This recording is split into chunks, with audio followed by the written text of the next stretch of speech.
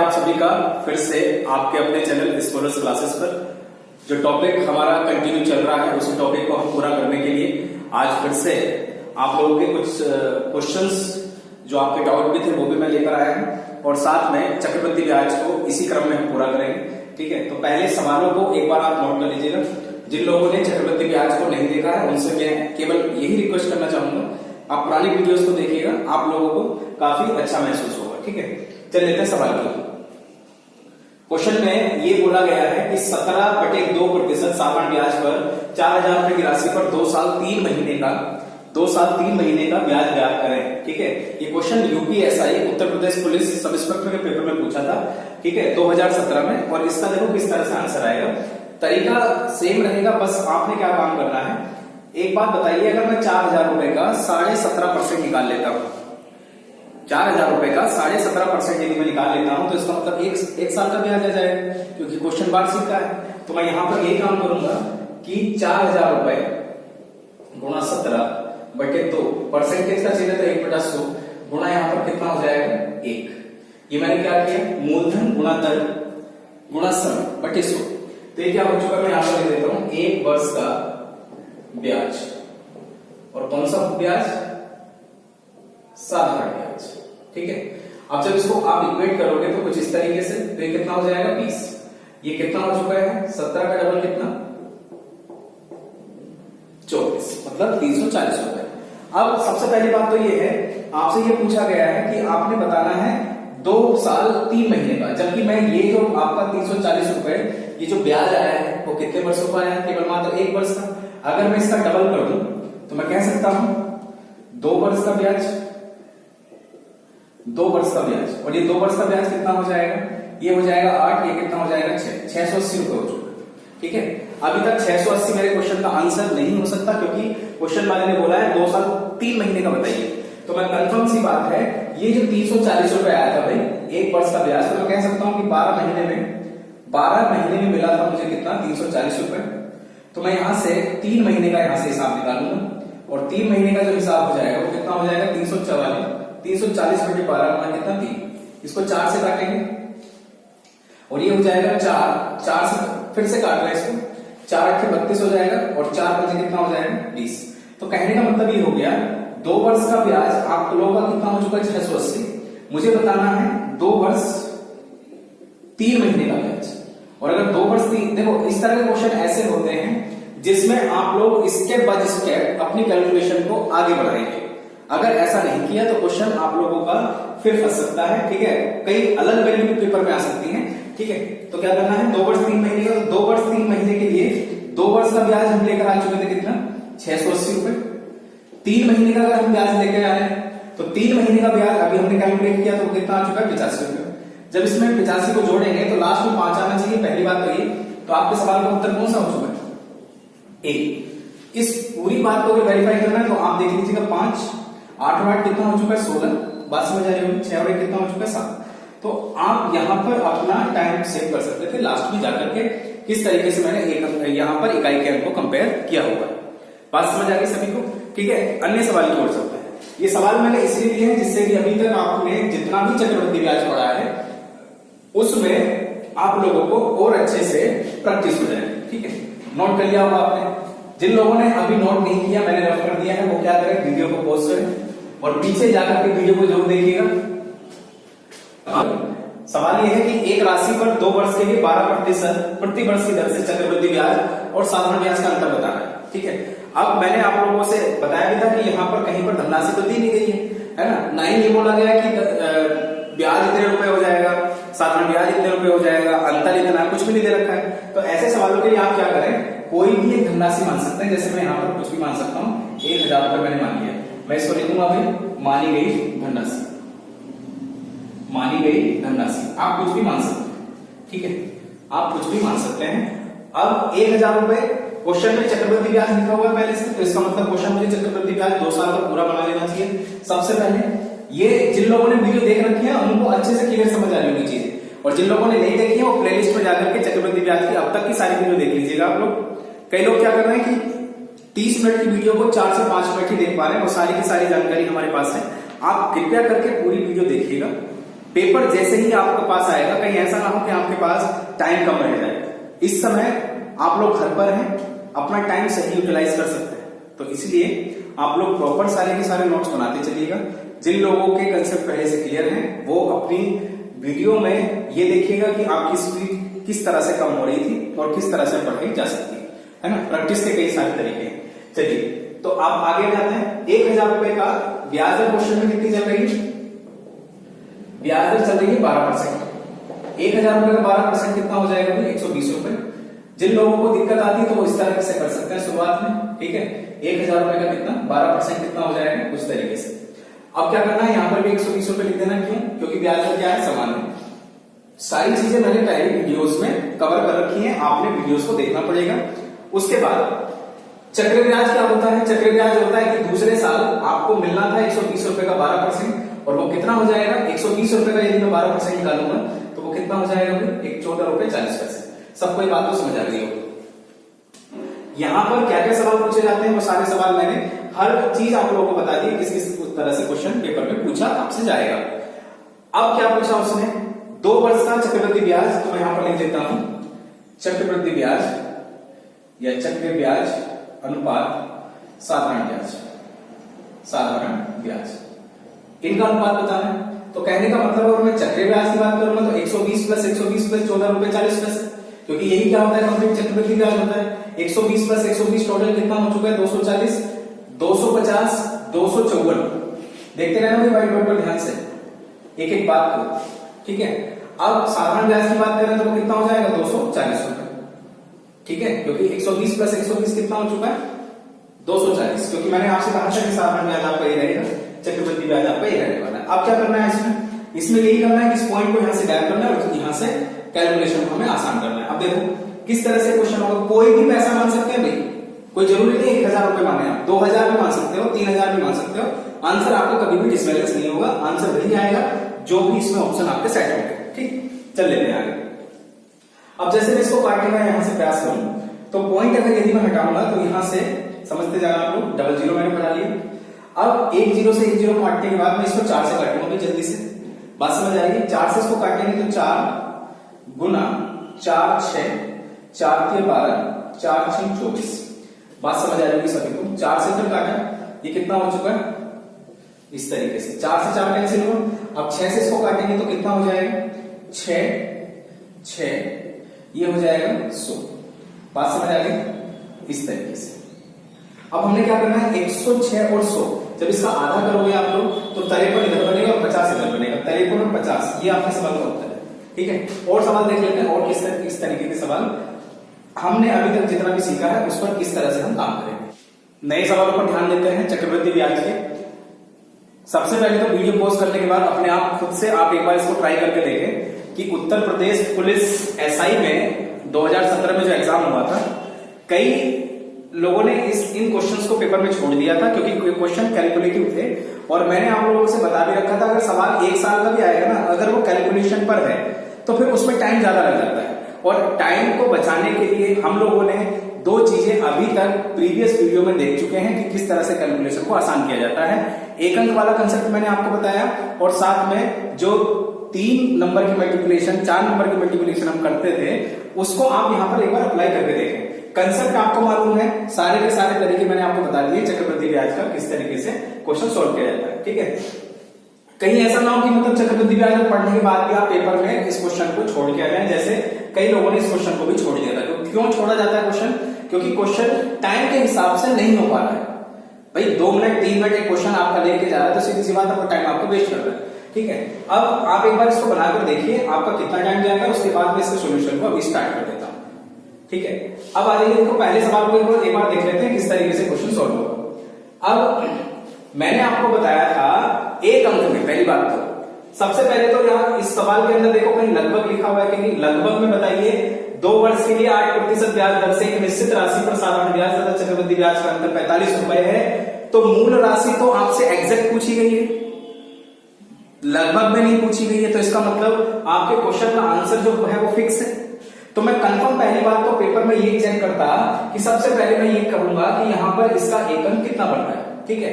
अब एक अंक बनाने के लिए आप लोगों को सारी बातें मालूम है। अब देखो यहां से अगर देखें तो 8 और 2 10, बात समझ आ रही है? 8 और 2 10 और 5 कितना हो गया 15 और 5 कितना हो गया 20, 20 और 6 कितना हो चुका है 26, 26 मतलब इसका 8 आ रहा है। इस पर चल लेते हैं, 5 और 4 9, 6 और 5 कितना हो गया 11 मतलब कितना 2।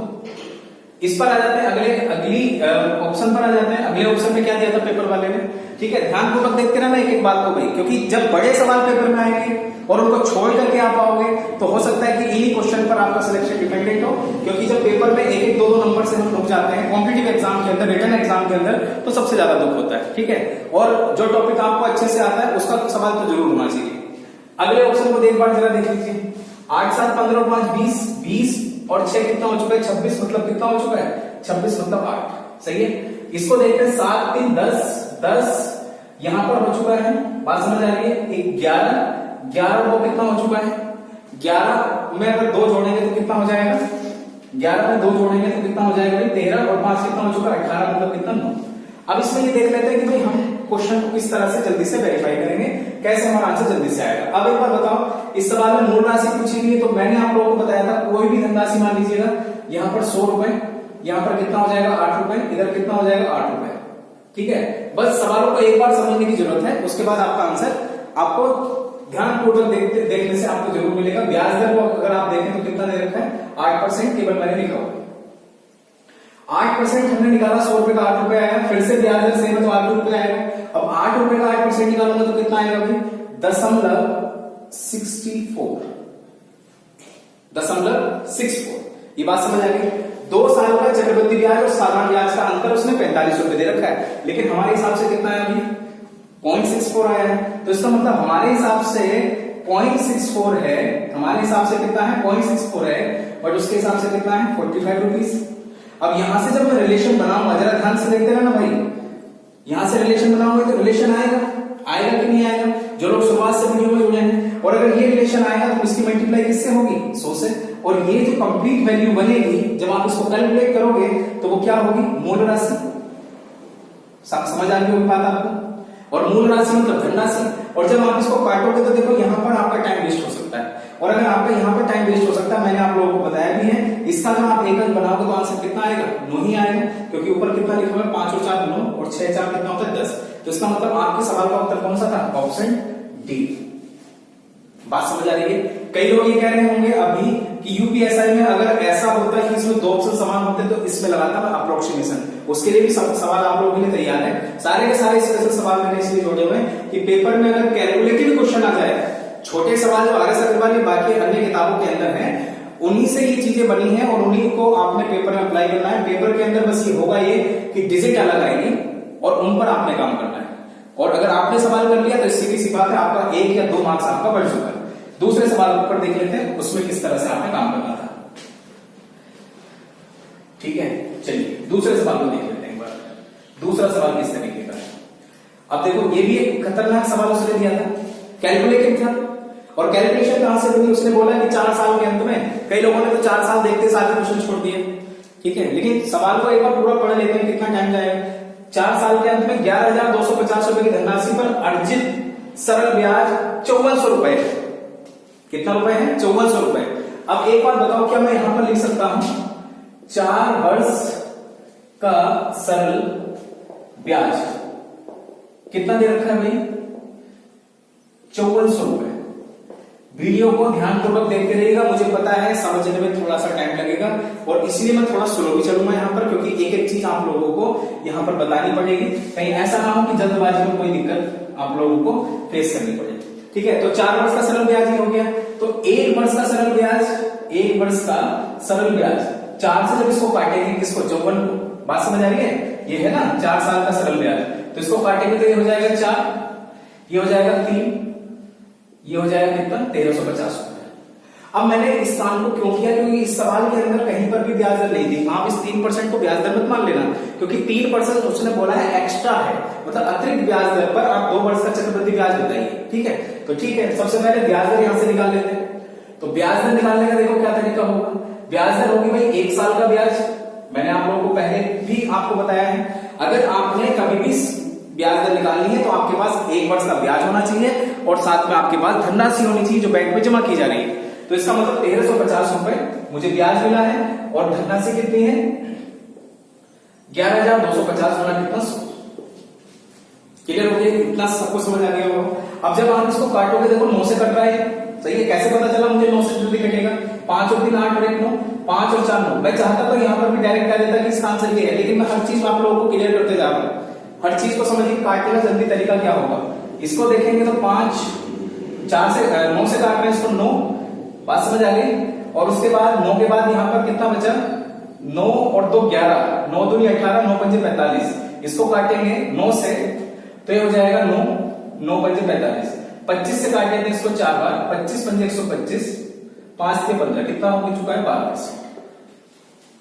अब उसने बोला कि भाई 11,250 रुपए की राशि पर 2 साल का चक्रवृद्धि ब्याज बता के दो आप, और ब्याज दर जो भी आई आपकी उसमें 3 और जोड़ लेना। तो 3 जोड़ लेते हैं इसमें, तो कितना होगी ब्याज दर 15%। तो इसका मतलब सवाल में यहां पर कितना लिखोगे ब्याज दर 15%। क्लियर है? ये बात सबको समझ आ गई? ब्याज दर कितनी आ चुकी है? नहीं 15%। अब जरा ध्यान दीजिए किस तरह से इस क्वेश्चन को सोल्व करना था। ये वो सवाल है जो पेपर में छोड़ दिए जाते हैं और इन्हीं क्वेश्चनों की एक खास रेंज होती है। देखो सीधी सी बात है, 40 सवाल अगर पेपर में आए होंगे, अगर 20 सवाल करने से सिलेक्शन नहीं हो रहा है तो सीधी सी बात है क्वेश्चन का जो पैटर्न है वो अलग है, और क्वेश्चन पेपर की ये डिमांड है कि आप ज्यादा क्वेश्चन करोगे तभी आपका सिलेक्शन होगा, और ज्यादा क्वेश्चन तभी हो पाएंगे जब कम टाइम में हो। तो हमने क्या करना है, सबसे पहली बात तो हमें क्या बताना है चक्रवृद्धि ब्याज। देखते हैं कितने लोग इस बात को समझ पाते हैं।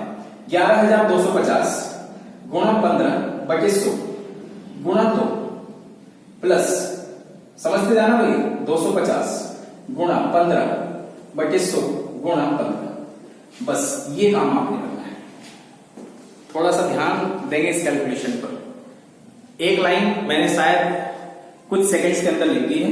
अब मेरे सवाल का उत्तर है, अगर मैंने बना लिया तो मेरे सवाल का उत्तर हो जाएगा, वरना फिर मुझे और ज्यादा इसमें कैलकुलेशन करनी पड़ेगी। यहां पर थोड़ी देर के लिए मैं रुकूंगा, और रुकने के लिए मैं ये जरूर चेक करूंगा कि क्या यहां पर एक अंक इस्तेमाल हो भी सकता है कि नहीं। जरा ध्यान दीजिए, यहां पर ध्यान दीजिए, ये 9 दिखा, 5 और 4 कितना हो गया 9, 6 3 9, इसका मतलब ये 2 आ रहा है।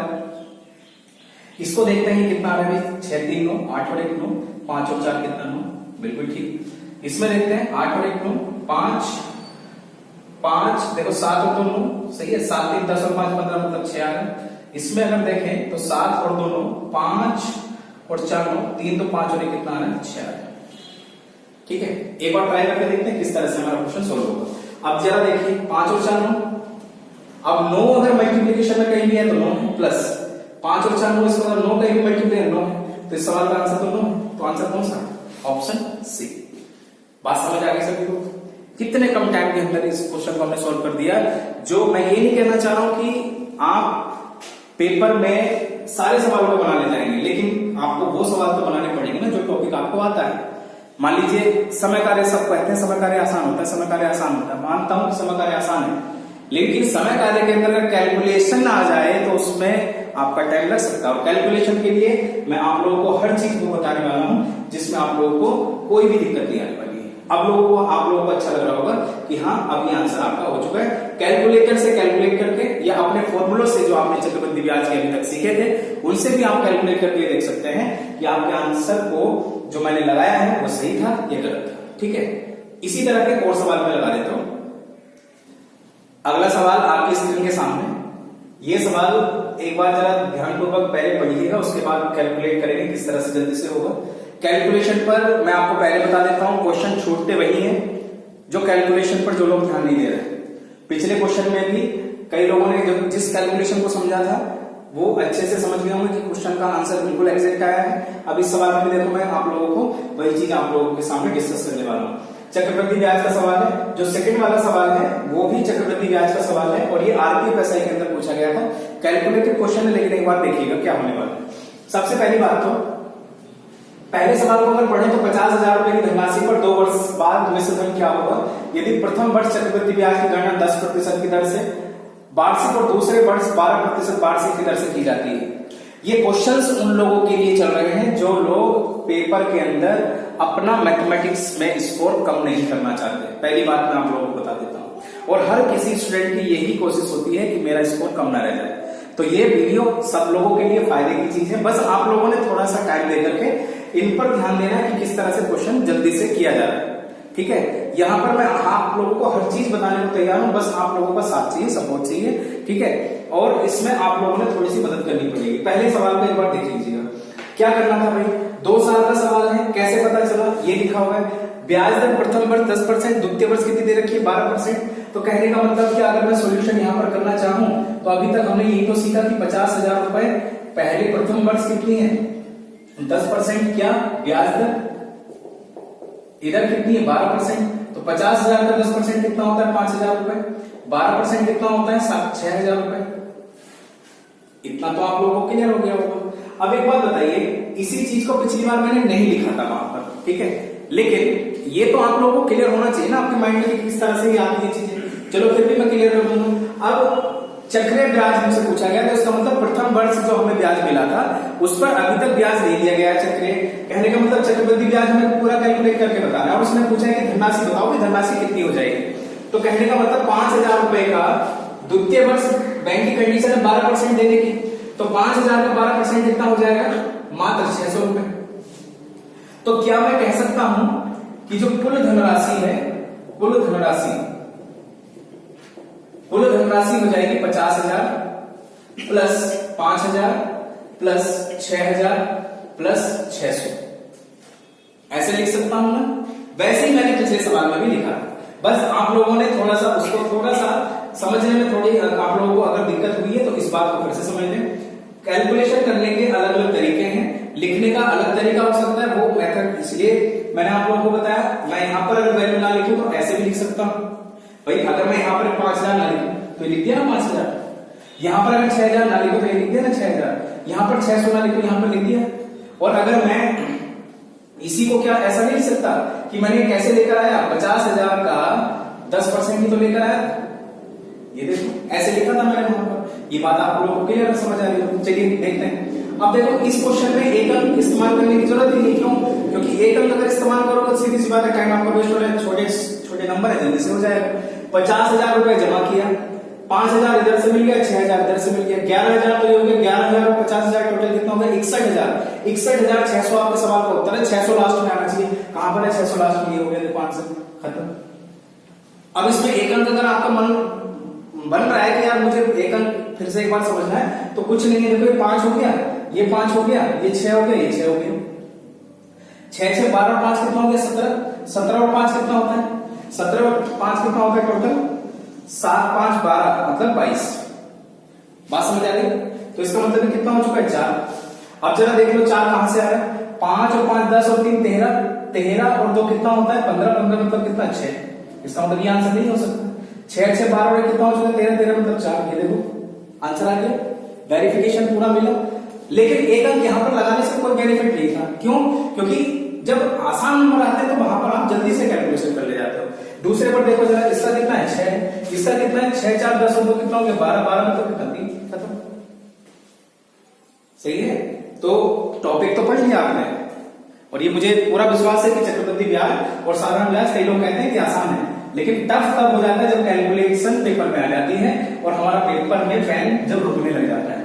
ठीक है, तो पेन आपका नहीं रुकना चाहिए जितना ज्यादा आप प्रैक्टिस करेंगे। दूसरे सवाल में बताइए, यदि ब्याज की गणना अर्धवार्षिक तौर पर की जाए तो 25,000 रुपए का 20% वार्षिक दर पर 2 वर्ष के लिए चक्रवृद्धि ब्याज कितना रुपए होगा? क्लियर है? याद करो ये क्या चीज है भाई, अर्धवार्षिक। कुछ हमने चीजें सीखी थी, अब जो लोग नए वीडियो से जुड़े हैं वो इस बात को नहीं समझ पाएंगे कब सीख ली। तो पुरानी वीडियो है आपके प्लेलिस्ट में, आपके अपने चैनल पर स्कॉलर क्लासेस पर जो अभी आप देख रहे हैं उस पर जाकर के देखिएगा प्लेलिस्ट में कहां पर अर्धवार्षिक वाले क्वेश्चन मैंने कराया, उसमें मेंशन किया हुआ है अर्धवार्षिक, तिमाही, त्रैमासिक सब कुछ है। तो अर्धवार्षिक में हमने यही सीखा था कि भाई जो भी ब्याज होगा, जो भी रेट होगी, जो भी ब्याज दर होगी वो क्या हो जाएगी, हाफ हो जाएगी। और जो भी आपका टाइम होगा, जो भी आपका समय होगा, चाहे वो 11 दिन का है, 12 दिन का है, 1 साल का है, 6 महीने का है, वो क्या हो जाएगा, डबल हो जाएगा। तो इसका मतलब बता देते हैं उसको 25,000 रुपए। सवाल यहां पर 2 वर्ष का नहीं रह गया।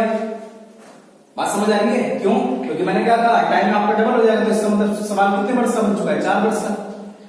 और यहाँ पर ब्याज दर कितनी है 20%, लेकिन मैंने कहा कि ब्याज दर कितनी हो जाएगी आधी, तो ब्याज दर कितनी हो चुकी 10%। अब एक बात बताओ, जब से आपने शुरुआत की है तब से लेकर के अभी तक क्या 4 साल का क्वेश्चन मैंने कभी इस तरह से स्ट्रक्चर बनाई नहीं बनाई होगी। उसके लिए मैंने आपसे बता दिया है कि कोई भी आपके पास नंबर आ जाए, बस आपने इस कंडीशन पर, इस रेशो पर उस वैल्यू को रख देना है, ठीक है। जब क्वेश्चन में लगभग जैसे 311 दिन के सवाल कराऊंगा तब आप लोगों को बताऊंगा कि किस तरह से 4 आया है, ये क्या अंतर होता है, किस किस तरह से क्वेश्चन चलते हैं। लेकिन अभी हम क्वेश्चन को जल्दी से करने का प्रयास कर रहे हैं, ठीक है। अब देखो 25,000 रुपए आपकी मूल राशि है, 25,000 का 10%, क्योंकि ब्याज दर कितनी हो चुकी है 10%। बताइए जरा कितना हो जाएगा 2500 रुपए, क्लियर है। 2500 रुपए का फिर से 10%, क्योंकि इसी तरह से मैंने आप लोगों को लास्ट में भी कई मतलब 2-3 सवाल शायद कराए हैं पहले में। फिर से आप इसका 10% निकालो तो कितना हो जाएगा 25, और फिर से कितना हो जाएगा 2.5। ये बात सबको क्लियर आ गई समझ में? इतना अगर आपके क्वेश्चन का अभी तक सॉल्यूशन हो चुका है तो प्रत्येक बात आपको क्लियर होनी चाहिए। अगर आपका मन कर रहा है कि नहीं मुझे तो यही काम करना है, मुझे 4 लाइनें खींचनी है या 1 + r/100 की पावर n लगाना है, तो आप लगा सकते हैं, उसमें कोई दिक्कत नहीं। लेकिन जब क्वेश्चन कैलकुलेटिव आ जाएगा फिर उसमें फंस जाओगे आप, तो फिर उसमें सारी चीजें भूल जाते हो, फिर क्वेश्चन छोड़ना ही पड़ जाता है। तो इसलिए मैं आपसे कहना चाह रहा हूं आप क्वेश्चन को जल्दी से अटेम्प्ट करना सीखें। अब देखो लास्ट क्लास में ये सीखा था कि इनकी आपस में मल्टीप्लाई करके यहाँ पर जो नंबर बनेंगे जोड़ेंगे उनको, लेकिन जोड़ने से पहले मैं देख लेता हूं ना 2.5 की मल्टीप्लाई 1 से करो, कितना आ गया 2.5। 2.5 लास्ट में आएगा, देखो जरा किस ऑप्शन में 2.5 ये देखो पूरा वेरिफिकेशन चाहिए। ये देखिए 2500 की मल्टीप्लाई 4 से करेंगे आप लोग तो कितना हो जाएगा इस तरीके से। 250 की मल्टीप्लाई 6 से करेंगे तो ये हो जाएगा, ये कितना हो जाएगा 100, और ये कितना हो जाएगा 2.5। लास्ट में सब जगह जीरो चल रहा है, तो ये आप लोगों को थोड़ी थोड़ी बातें समझ आनी चाहिए। लास्ट में जीरो चल रहा है तो लास्ट में जो भी यहाँ पर डेसिमल पॉइंट पर है वही लास्ट में रह जाता है, इसलिए मैंने कहा था कि 2.5 लास्ट में आएगा। अब अगर जोड़ कर देखें तो देखो 10,000 ये कितना हो चुका है 11,500, लिख देता हूं मैं इसको 11,500, ये कितना हो चुका है 100, ये कितना हो चुका है 2.5। जोड़ के देखते हैं इसको कितना हो चुका है। आपके सवाल का उत्तर यही है 11,602 रुपए 50 पैसे। बात सबको समझ आ गई, ठीक है।